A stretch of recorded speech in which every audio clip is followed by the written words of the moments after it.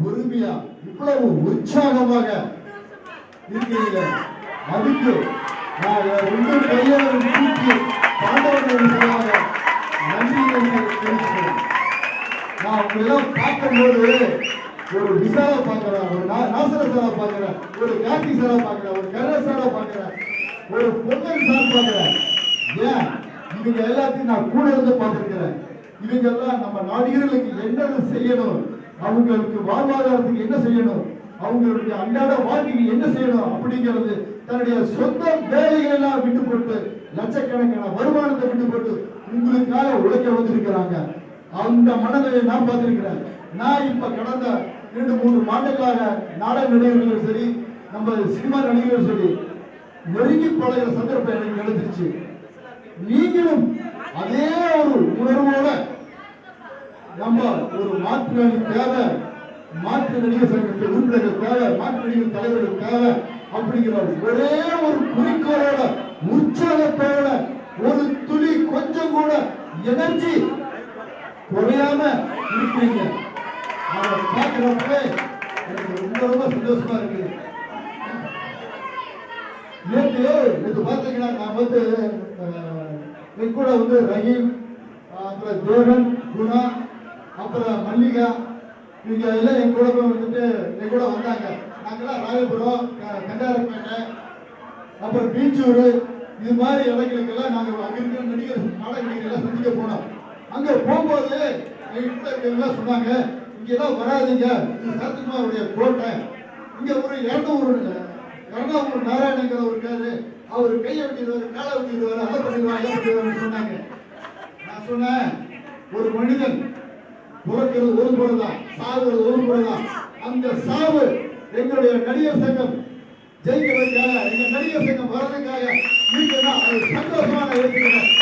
எல்லாருமே தலைவராக சொல்லி என் கூட வந்த டீம் எல்லாருமே உற்சாகத்தோட சொன்னாங்க.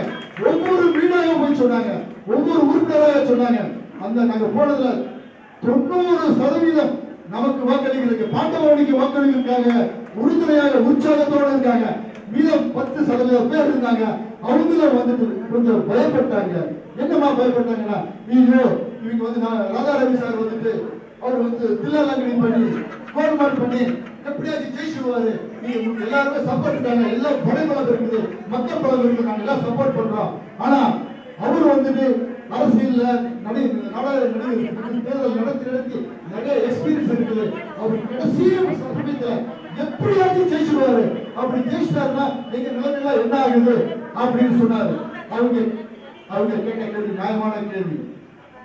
அவங்களுக்கும் சரி உங்களுக்கும் சரி எல்லாத்துக்கும் சொல்லிக்கிறாங்க, தர்மம் ஜெயிக்கும், நியாயம் ஜெயிக்கும். இப்பொழுது நமது தலைவர்களாக போய் கமிஷனர்களை நேரில் சந்திச்சு காவல்துறை அதிகாரிகளை சரியான பாதுகாப்பு கேட்டிருக்காங்க. அதனால நம்ம பாதுகாப்போட கண்கத்தி பாம்பு மாதிரி நம்ம காத்துட்டு இருப்போம். நம்ம ஒவ்வொரு உறுப்பினர்களும் நாளைக்கு 18ஆம் தேதி எலெக்ஷன் நடக்கும் போது ஒவ்வொரு உறுப்பினர்களும் உழைக்காம அந்த இடத்துல ஓட்டு கிடைக்கிற இடத்துல என்ன நடக்குது, ஏது நடக்குதுன்னு அப்படி கண்கத்தி பாம்போட பார்த்துட்டே இருக்கும். அவங்க என்ன வேணாலும் செய்வாங்க, எப்படி வேணாலும் செய்வாங்க. ஏன்னா அவங்க செய்யலைன்னா அவங்களுடைய கண்டவாளங்கள்லாம் தெரிந்து வந்தது. அதனால அவங்க பேர் செய்து பார்த்தாங்க. அதனால சகோதரிகளே, நாடக கலைஞர்களே, உயிர் மேலாளர்களே, நாடக கலைஞர்களே, நாம எல்லாம் உஷாரா இருக்கணும், விழிப்புணர்வு இருக்கணும். நீங்க ஓகே நம்ம போனாங்க ஓட்டு போட்டோம் அப்படின்னு இருக்கிறாதீங்க. அந்த ஓட்டு போட்டு அந்த எண்ணிக்கையை, அந்த வாக்குகளை எண்ணி நமக்கு ரிசல்ட் தெரியற வரைக்கும் நீங்க எல்லாரும் அந்த அப்படின்னு சொல்லி இதனால் வரைக்கும் நீங்க எல்லாம் எங்களோட பொறுமையா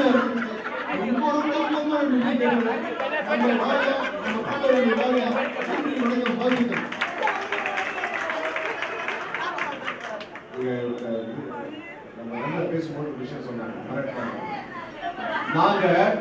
நாங்க நாமக்கல் கேம்பஸ் போயிட்டு முன்னாடி அங்க இருக்கிற ஒரு நண்பர் சொன்னாரு, விஷாலினர் யாராவது நாமக்கல்ல காலை வச்சாங்கன்னா காலை வெட்டுவோம்.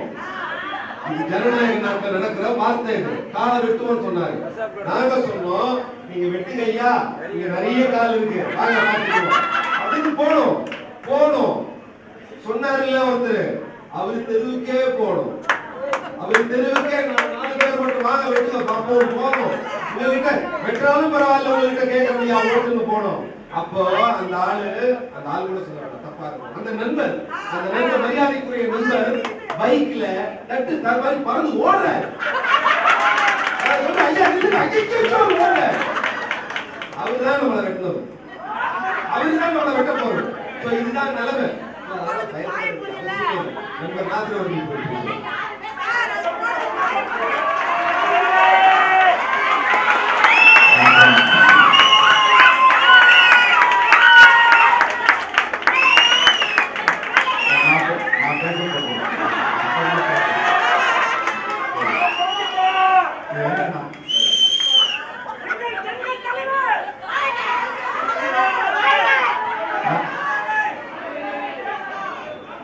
என்ன, நான் வந்து 3 வருஷம் தான் தலைவர், நிரந்தர தலைவர் தான்.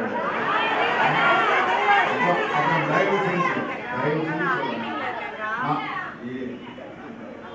என்னை வந்து நான் ஜெயிச்சு வந்தா கூட தயவு செஞ்சு இவன் காலை வந்து கேட்கிறேன், எப்பவும் போல நாதன் சாப்பிட்டு கூட்டாங்க. தயவு செஞ்சு அந்த போதைக்கு அடிமையாக்குறாங்க. 3 வருஷம் நான் ஜெயிச்ச 3 வருஷம் உங்களுக்கு என்ன பண்ணுறது? இப்போ நீங்க எல்லாரும் இது என்ன ஆக்சுவலா இந்த கூட்டம் என்னன்னா, இந்த ஓட்டு இத்தனை பேர் இருக்கீங்க, இதுல எல்லாரும் வந்து 20 வருஷத்துக்கு மேல அங்கத்தினர்களா இருக்கீங்க. ஆனா யாருமே ஓட்டு போட்டதில்லை. அதனால உங்களுக்கு எப்படி ஓட்டு போடுறதுன்னு ஒரு பாடம் எடுக்கிறது.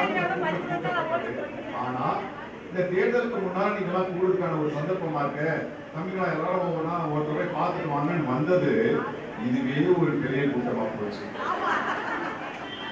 ஆனா நான் சொல்றேன், இதுல பாதி பேர் மேல போவாங்க, இதுல பாதி பேர் சாப்பிடாம உட்காந்து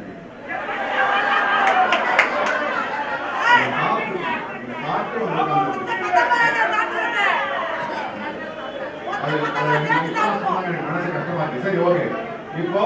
இப்போ இந்த கூட்டத்துக்காக, இந்த தேர்தலுக்காக நீங்க சொன்னா நம்ப மாட்டீங்க, இந்த தேர்தல் எப்படி நடத்தி காட்டுவாங்கன்னு ஒரு பெரிய சவால் வச்சாரு நம்முடைய அன்பான அண்ணன்.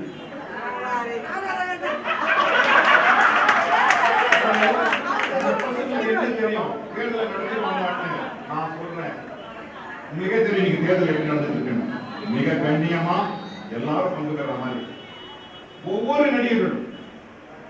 இந்த தம்பி நீங்க போன பெங்களூர் போனார், ஓடி போய் அங்க இருக்கிற ஒவ்வொரு ஓட்டுக்களையும் சேகரிச்சு சொல்லி அவங்க வந்து கம்பல் பண்ணல, இது நிலவரம் நீங்க போடுங்க அப்படி திரும்பி நிற்கிறேன்னு அவங்களையே ஓட்டு போட வச்சு கல்பி போடுங்க. இன்னொரு போய் நல்லா வந்து கேரளா போயிருக்காரு, அவருக்கு மலையாளம் தெரியுமோ தெரியல தெரியாது, அங்க போனாரு. இன்னைக்கு வந்துட்டு இருக்காரு அவரு தம்பி உதயா. அவருக்கு என்ன அவசியம், அவங்க அப்பா வந்து ஒரு பெரிய ப்ரொடியூசர், அவங்க அண்ணன் வந்து ஒரு பெரிய டைரக்டர். கையில நின்று வேடிக்கை பார்த்துருக்கலாம், இன்னைக்கு லைவ்ல போயிட்டு சொல்றாங்க உட்காந்து பார்த்துருக்கலாம். அந்த தம்பி யாரு பாம்பேக்கு போவாங்கன்னு ஈவினிங் போயிட்டு நான் அப்படியே போறேன், இல்லை நான் வீட்டுக்கு போய் இல்லை வீட்டுல நான் போன் பண்ணி சொல்லிடுறேன்னு நாங்க கூட்டம் போன இடத்துல இருந்து அப்படியே